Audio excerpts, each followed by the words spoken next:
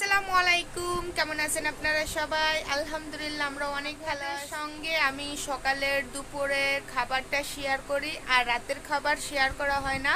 তো আজকে আমরা রাতে কি কি খাবো সব কিছু আপনাদের সঙ্গে শেয়ার করব।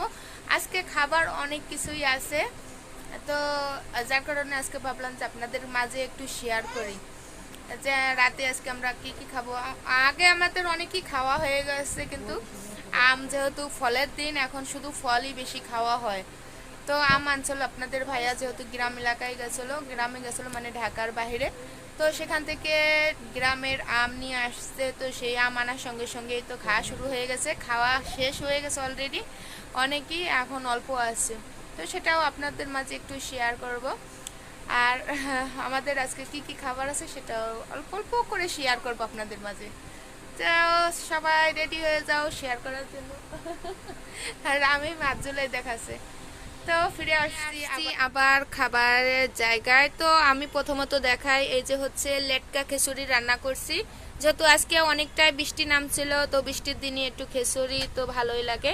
তো রামিম রে দিছি রান্না করে এনে, তারপরে আবার রিফান বাবুরে খাওয়াইলাম। এখন ভাবলো আমিও খাবো আর আপনাদের ভাইয়াও খাবে। তো এই লেটকা খিচুড়িটা কার কার পছন্দ অবশ্যই কমেন্টে জানাবেন। লেটকা খিচুড়ি মানে পানি খিচুড়ি। হ্যাঁ, পানি খিচুড়ির এই কয়েল লেটকা খিচুড়ি, যে আমি একটু নিয়ে নিলাম আমার খাওয়ার জন্য। আর আর হচ্ছে এখানে হচ্ছে দুপুরে যে আমরা বিরিয়ানি রান্না করছিলাম, সেটাও অনেক রয়ে গেছে। তো আপনাদের ভাইয়া খায় নাই, তাকে দিব, দেখা যাক সে খায় নাকি। এই তো 2 পদ গেল। আর হচ্ছে এবার কি, এবার আসছিল পাশের বাসার ভাবি আমাদের জন্য কি কি দিয়ে গেছে।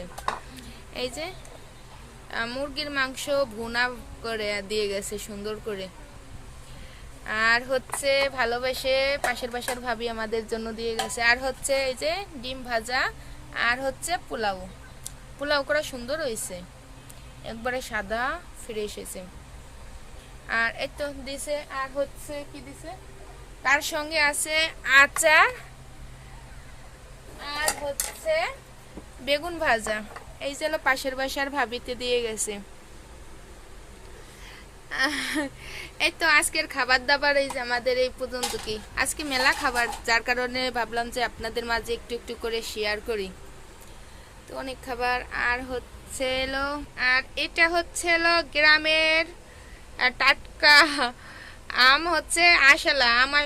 আশালা আমগুলি আমার অনেক পছন্দ, যার কারণে আপনাদের ভাইয়া আবার এই আশালা আম আনছে, অনেক আনছে, 5 কেজি আনছিল। তো সেখান থেকে আমরা অনেকগুলি খাওয়া হয়েছে, তারপরে পাশের বাসার ভাবিরেও দিছি।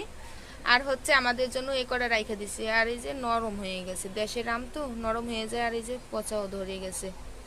এগুলি আনছে ওই যে ঢাকার বাইরে যে গেছিলো ওখান থেকেই নিয়ে আসছে। তো আজকের ভিডিওটা আপনাদের মাঝে কেমন লাগবেন?